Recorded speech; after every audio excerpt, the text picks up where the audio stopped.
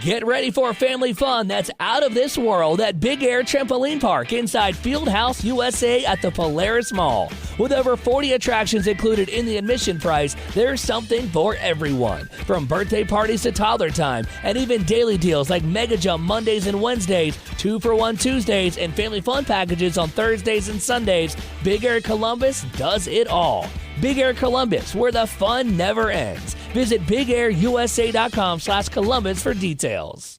Thanks for choosing this free Anfield Index podcast.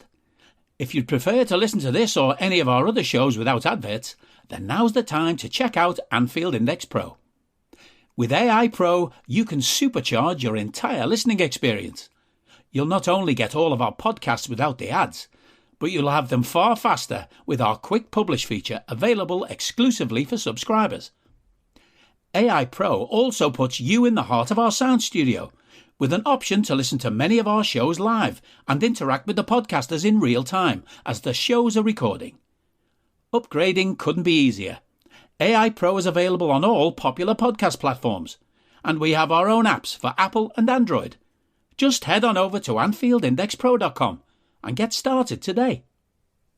Hello and welcome to the Daily Red, your lunchtime catch-up on all things Liverpool FC and your daily reminder that the Reds are top of the league and Carabao Cup winners and still in the FA Cup and still in the Europa League and have a game tonight. Liverpool take on Southampton in the FA Cup tonight in a game where really and truly I think most of us would prefer not to have on the schedule given the chase for the Premier League title and the injury issues. But this is a game that if we win it, can actually go in our favour in the chase for the Premier League. Because, as I've said before, if we win this game, the sixth round will take place the weekend of the 17th and 18th of March. That's the weekend we were due to play Everton. So you slot an FA Cup game in there, push the league game back after the international break because there's no gap to play it in the interim. And all of a sudden, by the time we play Everton, we have Trent, Alisson and Curtis back. And that would be enormous. That would mean that of the players that we actually rely on, only Diogo Jota and Joel Matip, who's done for the season, will be missing. Because Thiago and Bajcetic we don't rely on. Because they've barely played this season. Now, obviously somebody else could get injured in the interim, but we'll keep our fingers crossed and hope that that doesn't happen. It looks like Dom, Darwin and Mo should be good for this weekend. Jurgen said they were touch and go for tonight, which to me means back for the weekend. They might get 15 minutes off the bench tonight just so they don't go in cold into the Forest game. Hopefully we wouldn't need them tonight. Now we're taking on a Southampton team that is in a little bit of a dip and also has played a lot of football in the last little while. Like in February, they have played 6 league matches and an FA Cup game. They've lost 3 of their last 4 games. They lost away to Bristol, they lost home to Hull, and they lost home to Millwall, who were going into that game scrapping against relegation. They've beaten Rotherham, who are the worst team in the Championship. They've beaten Huddersfield, who are dreadful. They did beat West Brom away, which was a decent result. West Brom are pushing for the playoffs. And they beat Watford, who are kind of mid-table. The West Brom one is the only really impressive result there. They've looked shaky the last couple of games. There's a lot of talent in the squad, even with the players that they sold last season, the ones that they loaned out. The one that they loaned out in January, Carlos Alcaraz, who's a really, really nice player. There's still talent there. You've got Gavin Basunu, the goalkeeper, but he hasn't played any of the FA Cup games. So he might not play. Joe Lumley has been the FA Cup goalkeeper thus far. They've got Kyle Walker-Peters, really good right back, but he hasn't played any of the FA Cup games. Neither has Ryan Manning, the starting left back. So if they stick with that, if Russell Martin, their manager, sticks with that and continues to rotate, you'd wonder, would Jan Bednarak play? He's one of the starting centre-backs, and he's played one of the FA Cup games. Taylor Howard-Bellis, the other starting centre-back, he has played two of them. So chances are one of them might play next to Jack Stevens, who's played all three. Joe Aribo hasn't played in the FA Cup. He's a rotation midfielder. It is odd that he hasn't played in the FA Cup. Adam Armstrong's a regular starter in midfield for them. He hasn't, or in attack, he hasn't started an FA Cup game. Che Adams has. He started two. Will Smallbone starts in midfield, and he has started two of the three FA Cup games. The rest of their spots are largely rotation. There isn't really a nailed-down starter. Like Shea Charles in the league has started 13 and come off the bench in 15. He's played all three. Samuel Edozie regularly plays on the wing. He started 15, come off the bench in 9. He hasn't started in the FA Cup. Ryan Fraser has started 10 and come off the bench in 20. He's only started 1. So it's hard to pinpoint what their team will be tonight. Normally, you'd go up against a championship team and you'd have a rough idea, but with Saints, they haven't, not that they haven't taken the FA Cup seriously, of course they have, but at the same time, they're not playing their best 11. Now, they haven't needed to. In the first round, or the third round rather, the first round they were involved in, they played Walsall. Fraser got 2, Mara scored, and Adams scored, and they win 4-0. They drew Watford away in the fourth round. They went 1-0 down. Matthias Martin scored for Watford. Stuart Armstrong scored an equaliser in the last minute, and they got the replay. Mara got 2, and Adams got 1, and they won 3-0.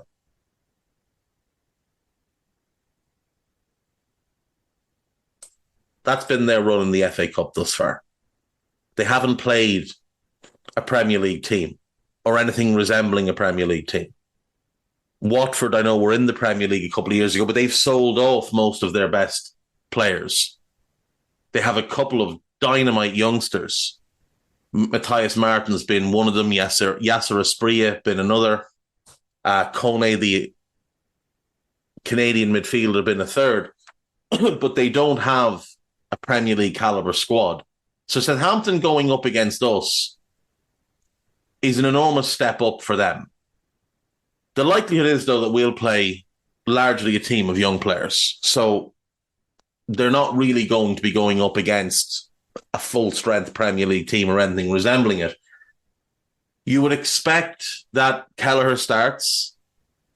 In defence, I'm guessing Bradley, Gomez, Quansah, and Costas.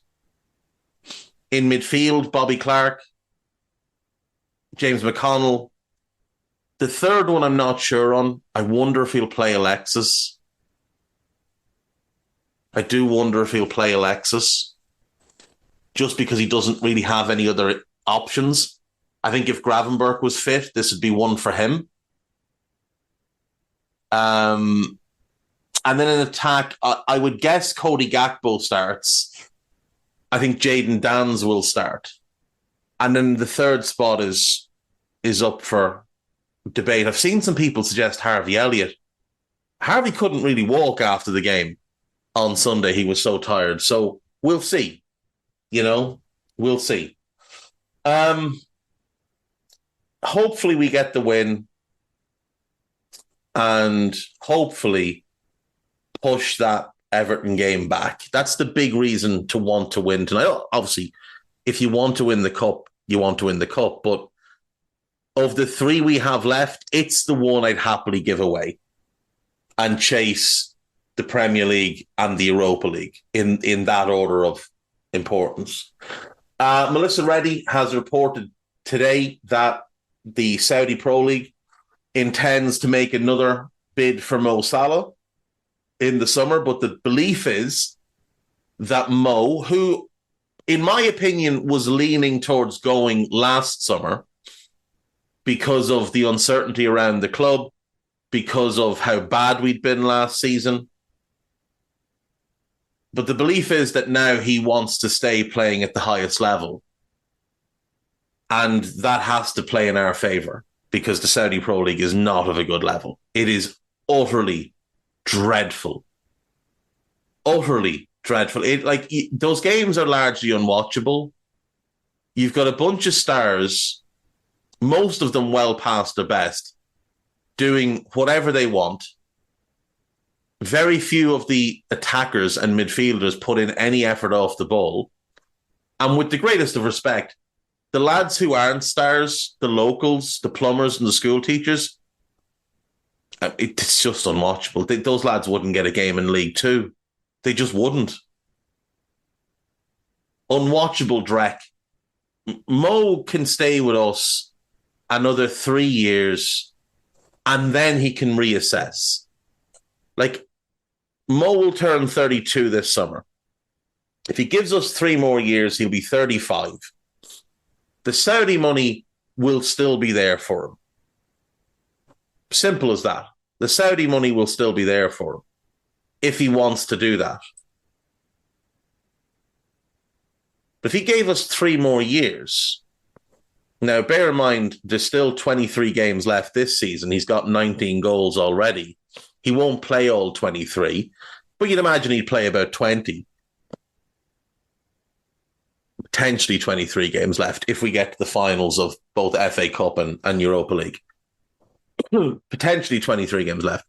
You'd imagine he'll play, hopefully, fingers crossed, the rest of the league campaign. And by the way, if he plays the remaining 12 games, he'll play 33 games. That'll be his lowest in the league since joining us, after he played 34 the year we won the title. So maybe that's the key, having Mo play 34 or less games. But if he plays 12 more games in the league, he'll play, I think, the Europa League games, at least one of the round of 16. He'd play the quarterfinal and the semi-final, you'd guess. And let's just say we get that far. Well, that's another 5 games. And he'd probably play the 6th round FA Cup game if we get through tonight.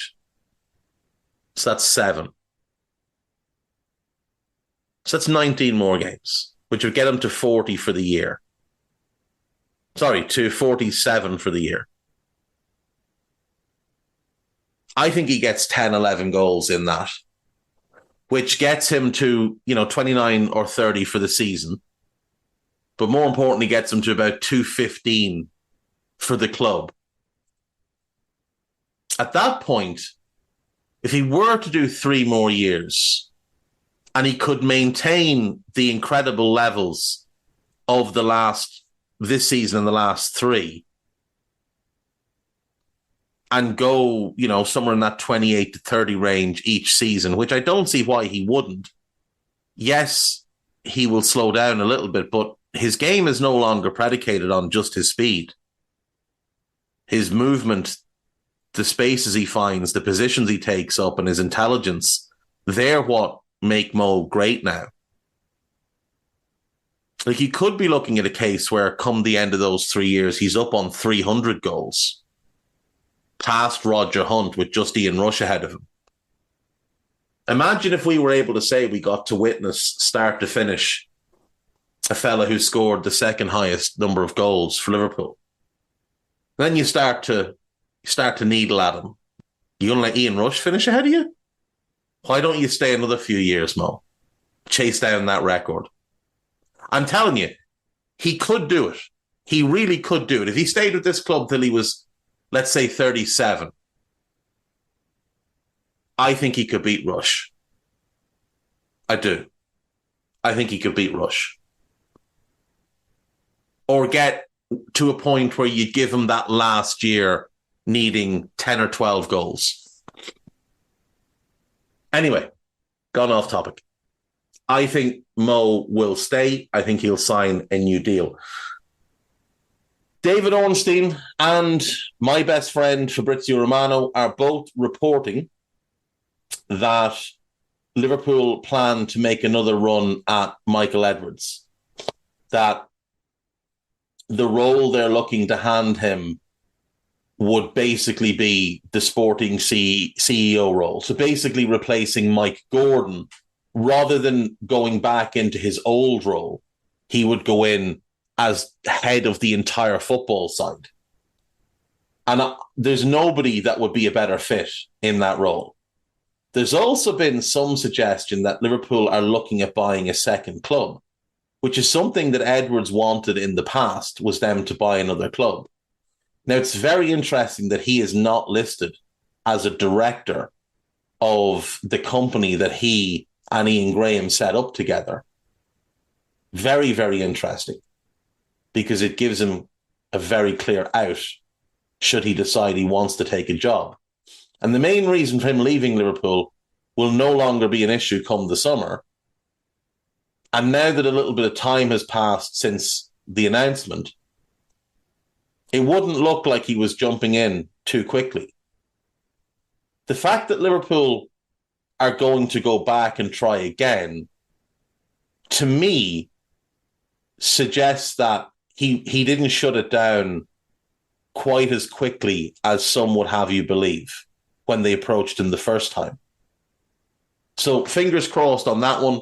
If you could get Edwards as your sporting CEO and then go with Paul Mitchell or Tim Steedten as your sporting director beneath him, you'd be in pretty great shape in terms of structure. Still a few bits to add here and there, but you'd be in pretty great shape. And then it's just all eyes on who the next manager is. So last week on Twitter, there was a bunch of United fans crying about Marcus Rashford. And there was a clip going around that I'm sure everybody has seen of Marcus Rashford putting in a very, very poor effort at pressing. And United fans were saying, oh, we should sell him. And I said, I don't understand what they're doing here. I would take Rashford at Liverpool instantly. And I got about 40 responses to that.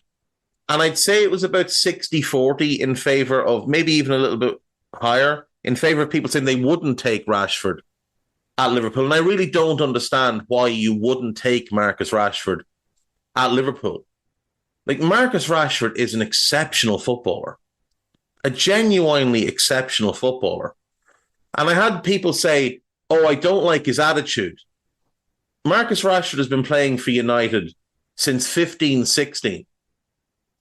And this is the first time we're even considering that he might have a bad attitude. This is year 9 for him in the United team. And it's the first time we're hearing that he might have a bad attitude. It's the first time there's been question marks over his work ethic. And what I would suggest is that points more heavily towards an issue with the manager rather than an issue with the player. Because if Rashford could play for Louis van Gaal, for Jose Mourinho, and for Ole Gunnar Solskjaer, and never have any questions raised over his attitude or his work rate, then why is it different under Ten Hag? And the answer would be because Ten Hag is a moron. And Marcus Rashford is probably sick of being so badly coached. Marcus Rashford is either the best player at United or the second best player at United. He's one of the best players in the Premier League when he's fit and in form. And his career to date comprises 1 FA Cup, 2 EFL Cups, and a Europa League. He's never come close to winning the Premier League. He's never come close. I know they finished second. They weren't close to winning it. he's never come close to winning the Champions League. And he's probably fed up. He's probably fed up of bad managers and bad teammates. But, like, look at the numbers that Marcus Rashford has put together in his career to date. And tell me that he wouldn't improve us on the left side. In 15-16, as a child, he scored he scored 8 goals and had 2 assists in about 1,500 minutes. In 16-17, starts to play more. He has 11 goals and 7 assists and plays 3,000 minutes. 17-18, it'll load eventually. Christ. 17-18, he goes 13-9 and plays about 2,700 minutes.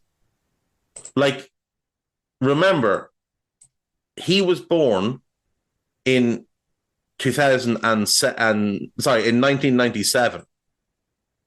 So he's 21 ending that season, and he's already putting up exceptional numbers. 18-19, he's 13-10 in about 3,300 minutes, plays 47 games. That's another factor to mention here, is how durable he's been. 18 games that first year, 53, 52, 47, 44. That's thus far. We've still got 4 more years to go. Then it's the 19-20 season. He's 22-12 in 3,500 minutes across those 44 appearances.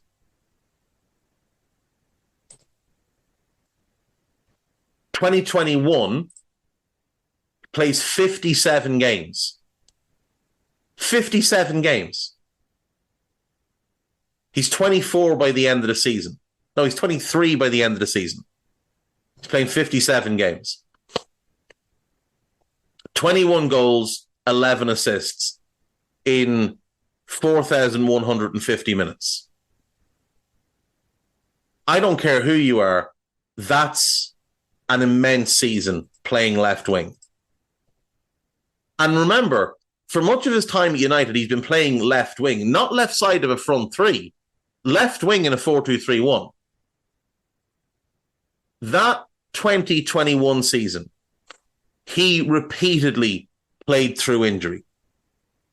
And in that off-season, he had the Euros in summer 2021, and then he had multiple surgeries after the Euros.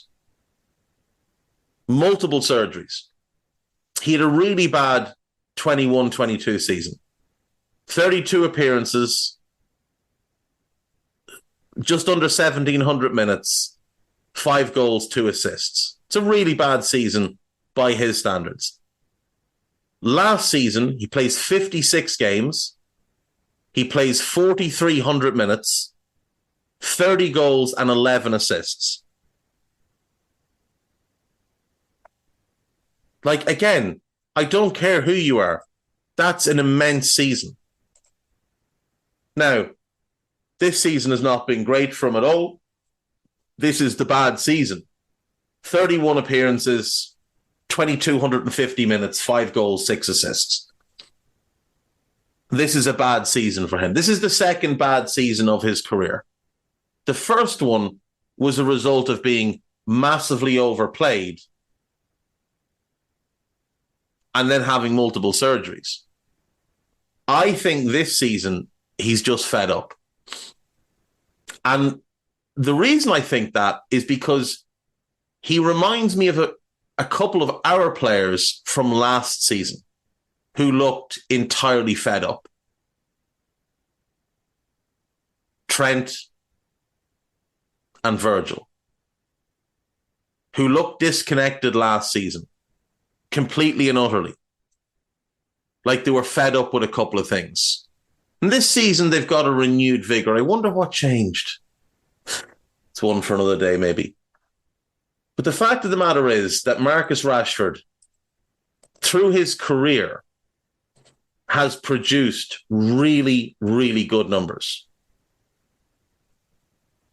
He's played a little bit too much football, is the one thing I would say. But you're talking about a guy who, what is he, 26? 26?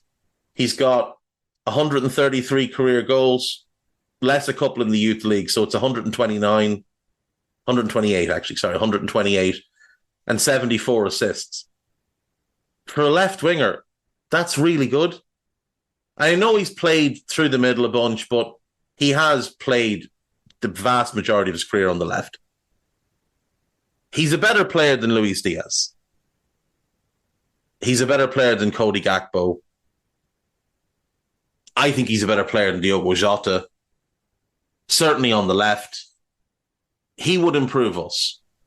And prior to this season, there'd never been any question marks over his attitude or his work rate. Never. Quite the opposite.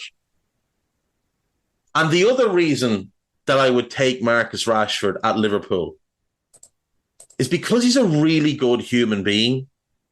Like a really, really good human being. Go and look at what he's done to try and end child poverty in the UK. Just go and look at what he's done. For a guy who, at the start of his campaign towards this, was 22. A guy who was still 22 when COVID began. And he did more to aid child poverty in the UK than the British government. He did that.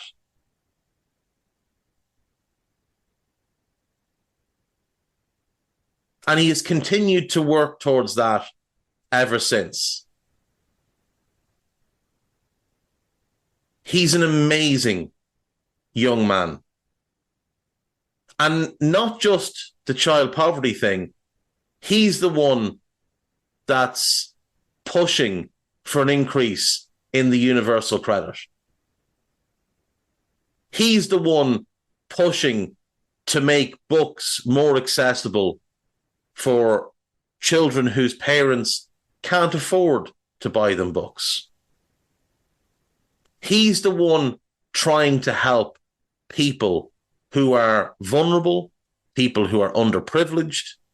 That's even a horrible word, but you know, he's the one that's trying to do better, trying to use his position and his platform to lift other people up, not push them down. And to me, that's what our club is about. So that's why I would take Marcus Rashford at Liverpool, because he's really fucking good and because he's a really good human being. There's plenty on This Is Anfield and Anfield and Liverpool.com. There's probably some good stuff on Anfield Watch as well. I haven't checked yet. On Anfield Index. How did I nearly forget? On the Mo thing. So Mido tweeted yesterday that it was all agreed that Mo had signed contracts to go to Saudi Arabia, ignoring the fact that Mo still has a year left on his contract. Let's not forget, Mido is a professional Salah hater who slags Mo off at every possible opportunity.